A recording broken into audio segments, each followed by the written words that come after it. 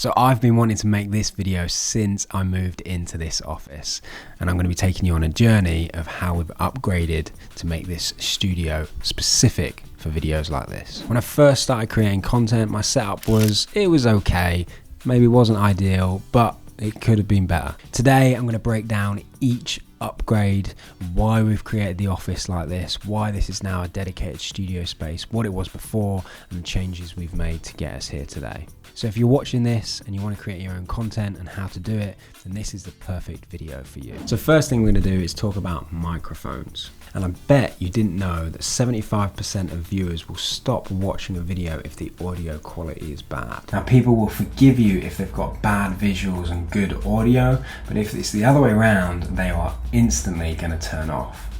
So investing in audio was a real key part of how we've upgraded this setup and why we've done what we've done. So this is the first mic. You'll see this is what we started with when I first set up. I had it in my home studio before we got an office when we were at home, and now I brought it with me, and then we've just upgraded this one. It got the job done, but the background noise was a real issue, which is why we wanted to invest in better mics. That's why we invested in this one, and we switched to the Shure SM7B. These are professional recording microphones. Musicians use them at a really high quality. Podcast mics use them. You would have seen this on the Diary of a CEO. They are the best in the industry at the moment. So my pro tip, if you're watching this and you're just starting out, invest in a microphone, even if it is just 20, 30, 40, 50 quid, whatever your budget is, invest in the best that you can get at that given moment, all right? And then as you grow, you can then spend more and increase your microphone capabilities, basically. Like even this was a budget option. Yeah, it was, I think, 60, 70 quid off Amazon, USB straight into the laptop, and worked for what I needed it to at the time. So the second thing to consider is your lighting. Now this is something that I've probably learned the most about in such a short period of time over the last 6 months, because the difference that lighting your video correctly can have can take you from a grade 2 to a grade 10. It can make a massive difference to the way that video feels, the way that it looks, and the quality of it. Now generally in most videos you want to have 3 lights. You want to have a key light, you want to have a side light, and a backlight. Okay, they're kind of your 3. We didn't have that to begin with, right? We started with something really small because that's what you've got and you can just use it at the time. Okay, so you kind of properly lit, or if you're in a good environment with a window, you can use daylight to light your face. Okay, but then you want to take it to a next level. So the first creative light we actually got, which was under 50 quid in terms of investment, was this tube light just behind me. So you can see it here in the right hand side. So the main upgrade that we made with lighting was to invest in a main key light, which you can't see, but it's just off center here. And the whole point of that is to light my face on one side. And finally, one quick tip with lighting is you can control the room when you've got a darker space. Okay, so in most office buildings they'll have LED lights, they'll have skylights, they'll have stuff in there where you just flick a switch and the lights come on. Okay, generally in most rooms you want to turn that off, you want to darken the windows, you want to blind it, because then you can control the space with the lights that you have. Okay, yes, daylight is great, windows are your best friend if you're on a small budget or you can't use anything else, but when you've got equipment and you can use it, right, we make this room really dark so that I stand out on camera and we can use the lighting creatively, so it has a massive impact. And step 3 is to actually talk about the camera. Okay, so when I first started filming videos, I used my mobile phone for everything.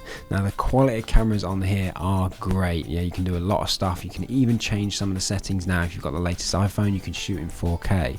Okay, so that is really, really good. However, but I like to have a setup that's ready for me to go and film. Okay, so the first main camera I invested in was the Sony A7 III, okay, which I've got right here. So this camera is absolutely amazing, but a lot of people don't know the camera is only as good as the lens that's on it. All right, and this is the stock lens, so this is 28-70 as it is straight out of the tin basically. But if you invest in your lenses, that's when you can get a much clearer depth of field. So in our brand new setup, we've now got the Sony A7 IV with the Tamron 28-75 lens. This gives us f2.8, which is a great depth of field, and it's just that crisp detail that you can see on screen. Pro tip, if you can't upgrade your camera right now, the best place to start is by upgrading the lens. The A7 III would have been perfect. I could have just upgraded the lens on that, but sometimes you want to go that extra bit further. So depending on your budget, your spec, where you're at in life, depends on what you can do. And then finally, a few little details around the fringes of stuff that we've done to make this space the best it can be.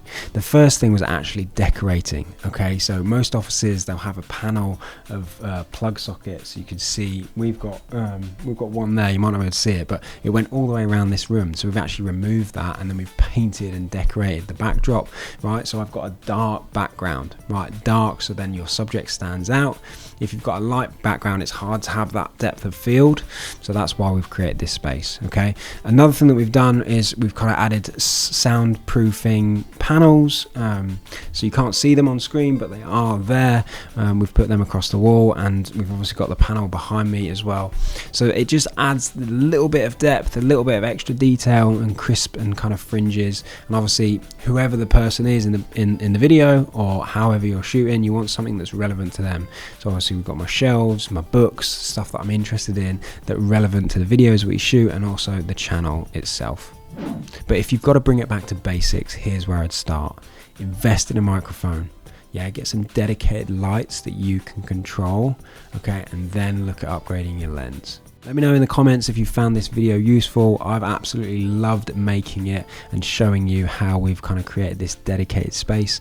So I'm really looking forward to doing more filming in this room, and I hope you are too. If you've enjoyed this, smash the subscribe button, and I'll see you in the next video.